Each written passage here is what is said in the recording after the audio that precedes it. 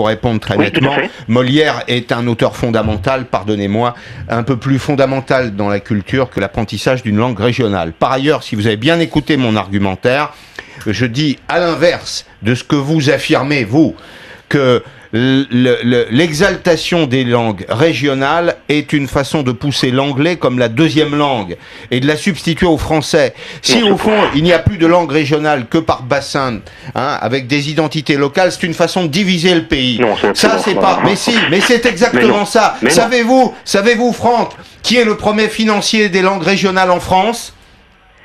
L'ambassade américaine de Paris, le centre culturel de l'ambassade américaine de Paris. Regardez les choses factuellement telles qu'elles sont. Moi, je vous le dis très clairement. D'où ça sort, ça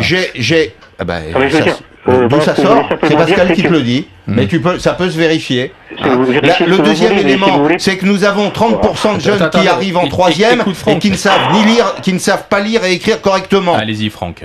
Ce n'est pas parce qu'on supprimera, on enlèvera, on ne subventionnera pas les langues régionales que les gens sauront mieux lire et écrire. Bien au contraire.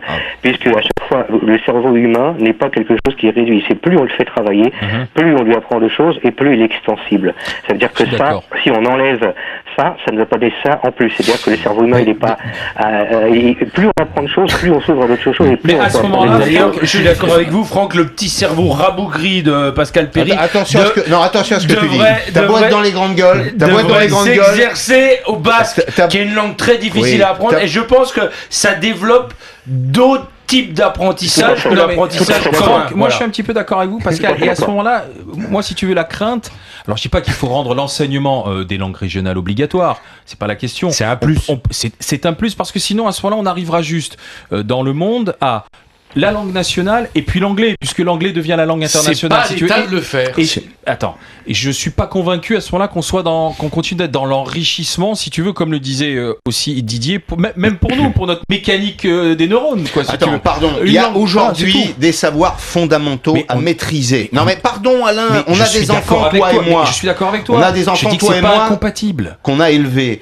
Ce que je veux dire par là, c'est qu'on voit bien que nos enfants sont suroccupés, que nos enfants ont aussi besoin de jouer, de se divertir, de lire. Attends, laisse-moi terminer. Tu passes plus de temps avec les veaux qu'avec tes enfants. Eh ben, écoute, arrête de dire des conneries. Tu vois, je vais te donner un exemple. Il y a très peu de temps, là, j'ai appris une chanson en basque à ma fille. Non, mais tu vas chercher, tu vas me trouver. C'est toi qui as commencé. Oui, je sais. J'ai appris une chanson en basque à ma fille et pendant une semaine, elle s'est astreinte à cet apprentissage, ma fille de 14 ans. Et pendant une semaine, elle a délaissé l'ordinateur et la DS pour s'astreindre à cet apprentissage qui était une chanson toute simple, c'est Egoac, si tu l'as déjà entendu, et c'est pour elle une fierté de maîtriser ces quelques mots de basque qui veulent pas dire grand chose dans sa tête, mais c'est aussi une forme de culture différente. Que tu le fasses toi, oui, mais c'est pas à l'école de l'État de le faire.